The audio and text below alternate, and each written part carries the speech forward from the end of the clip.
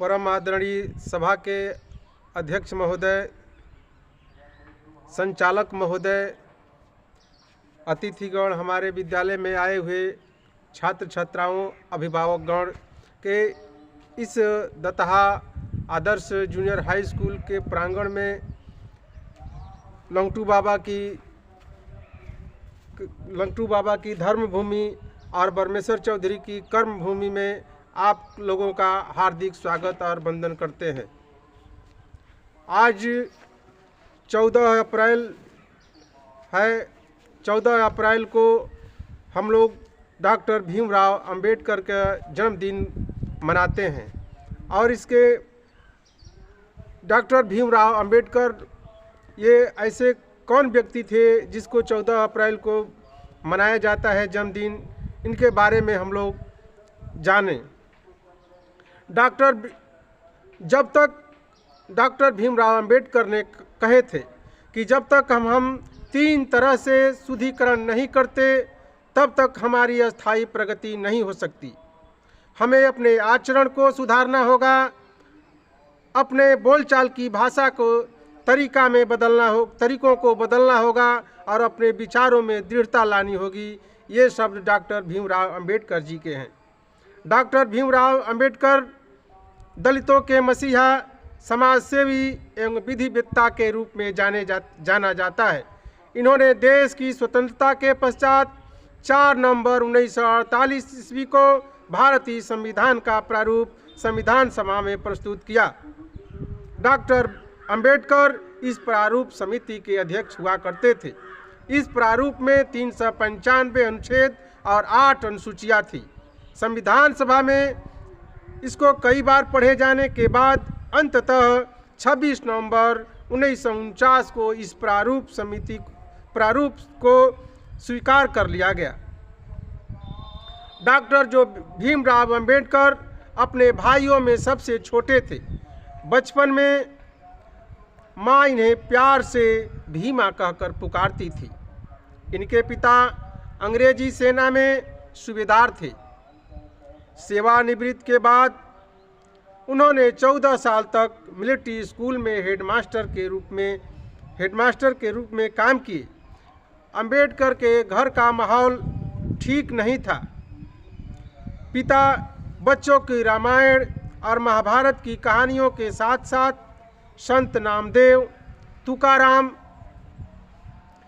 मुक्तेश्वर की कहानियाँ सुनाते थे और स्वयं सुनते भी थे और उनको सुनाते थे। इन्हीं दिनों ज्योतिबा फुले दलितों में शिक्षा का प्रचार एवं सामाजिक स्वीकृति दिलाने की दिशा में कार्य कर रहे थे। भीमराव के पिता राम जी इनके अच्छे मित्र और प्रशंसक थे। ज्योतिबा के व्यक्तित्व का गहरा प्रभाव बालक भीमराव पर पड़ा। भीमराव 5 वर्ष की उम्र में स्कूल जाने लगे, परंतु उनका मन पढ़ने में नहीं लगता था। इनका अधिक समय बागवानी में बीतता था। बागवानी में अपना जीवन व्यतीत करते थे। पिता इनकी पढ़ाई के लिए काफ़ी चिंतित थे। धीरे धीरे बालक की रुचि पुस्तक पढ़ने में लगने लगी।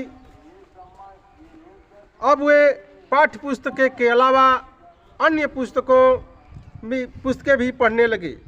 उन्हें पुस्तकों से गहरा लगाव हो गया और 1907 ईस्वी से मैट्रिक परीक्षा 1907 ईस्वी में मैट्रिक परीक्षा उत्तीर्ण करने के बाद एल्फिंगस्टन कॉलेज में इंटरमीडिएट की पढ़ाई की। 17 वर्ष की उम्र में ही इनका विवाह रमाबाई से कर दिया गया। पिता का स्वास्थ्य धीरे धीरे बिगड़ने लगा था। अब भीमराव के आगे की पढ़ाई का खर्चा उठाना अत्यंत मुश्किल हो गया था। भीमराव की प्रतिभा को पहचानकर बड़ौदा के नरेश सयाजी राव ने उनकी पढ़ाई के लिए छात्रवृत्ति प्रदान की। इसके सहारे उन्होंने 1912 ईस्वी में BA स्नातक की परीक्षा उत्तीर्ण करने के बाद शाह जी ने इन्हें उच्च शिक्षा के लिए अमेरिका भेज दिए। न्यूयॉर्क विश्वविद्यालय से इन्होंने 1915 ईस्वी में MA की डिग्री हासिल की और इसी दौरान भीमराव ने एक शोध प्रबंध भी लिखा। इस शोध प्रबंध का शीर्षक था भारत के लिए राष्ट्रीय लाभांश, ऐतिहासिक एवं विश्लेषण अध्ययन। इस शोध प्रबंध पर कोलंबिया विश्वविद्यालय ने उन्हें डॉक्टर ऑफ फिलॉसफी की उपाधि प्रदान की। महाराष्ट्र में रह करके इन्होंने साहू जी महाराज की सहायता से 31 जनवरी 1920 ईस्वी में मूक नायक नामक अखबार निकालने की शुरुआत की और इस अखबार का मुख्य उद्देश्य भारतीय समाज में व्याप्त जाति प्रथा को समाप्त करना तथा अस्पृश्यता का निवारण करना था। 21 मार्च 1920 ईस्वी को भीमराव ने कोल्हापुर में दलितों के सम्मेलन की अध्यक्षता की और सम्मेलन में कोल्हापुर नरेश साहू जी महाराज ने इनके बारे में लिखा कि तुम्हें अंबेडकर के रूप में अपना उद्धारक मिल गया है।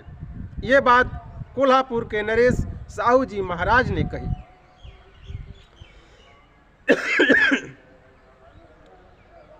इन्होंने अपने जीवन काल में जो उल्लेखनीय कार्य किए उनमें जुलाई 1924 ईस्वी में बहिष्कृत कार्यकारिणी सभा की स्थापना की। इसका बहिष्कृत कार्यकारिणी सभा का स्थापना का मुख्य उद्देश्य छुआछूत को दूर करना था। जो समाज में छुआछूत व्याप्त था, इसको दूर करना इनका मुख्य उद्देश्य था। ब्रिटिश सरकार द्वारा दलितों की सेना में भर्ती पर रोक को लेकर 19 से 20 मार्च 1927 ईस्वी को महाड़ में दलितों का एक सम्मेलन बुलाया कि यदि ब्रिटिश सरकार दलितों को सेना में भर्ती करने से रोक रही है तो इसके लिए हमको एक सम्मेलन करना होगा, इसके लिए हमको आगे आना होगा। सरकार ने दलित हितों का प्रतिनिधित्व करने हेतु मुंबई लेजिस्लेटिव काउंसिल के लिए 1929 ईस्वी में मनोनीत किया। डॉक्टर अंबेडकर ने शिक्षा, मद्य निषेध, कर व्यवस्था, महिला एवं बाल कल्याण जैसे विषयों पर कड़ा रुख अपनाया। प्रथम, द्वितीय एवं तृतीय गोलमेज सम्मेलन में दलितों के प्रतिनिधि के रूप में भाग लिया। महात्मा गांधी के साथ दलितों के उत्थान के लिए एक समझौते पर हस्ताक्षर भी किए। यह समझौता, इसी समझौता को पूना समझौता कहा जाता है।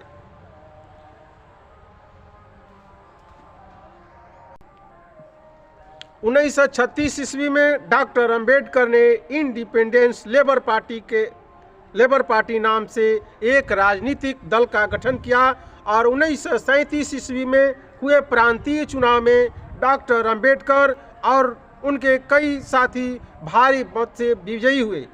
जबकि इस चुनाव में इंडियन नेशनल कांग्रेस, मुस्लिम लीग तथा हिंदू महासभा जैसे राजनीतिक दल चुनाव में भाग ले रहे थे। डॉक्टर भीमराव रामाजी अंबेडकर को जुलाई 1941 में गणित रक्षा सलाहकार समिति का सदस्य नियुक्त किया गया। डॉक्टर भीमराव अंबेडकर को 1946 में सिद्धार्थ कॉलेज, डॉक्टर भीमराव अंबेडकर ने 1946 ईस्वी में सिद्धार्थ कॉलेज के नाम से एक विद्यालय खोला। 1952 ईस्वी में डॉक्टर अंबेडकर लोकसभा के उम्मीदवार थे, लेकिन चुनाव हार गए। उनको मार्च 1952 में राज्यसभा के लिए चुन लिया गया और वे भारत सरकार के कानून मंत्री बनाए गए। 14 अप्रैल 14 अक्टूबर 1956 ईस्वी को डॉक्टर अंबेडकर ने अपने 3 लाख समर्थकों के साथ बौद्ध धर्म ग्रहण कर लिए और 6 दिसंबर 1956 ईस्वी को भारतीय क्षितिज का यह सितारा सोया तो फिर नहीं उठा। इनके योगदान के लिए भारत सरकार ने सन 1990 में उन्हें मरणोपरांत भारत रत्न से सम्मानित किया गया। भले ही आज डॉक्टर अंबेडकर हमारे बीच नहीं है, फिर भी सामाजिक और वैचारिक योगदान के लिए यह देश उन्हें युगों युगों तक याद करेगा। उनके चरणों में सत सत नमन। जय हिंद, जय भारत, जय अंबेडकर।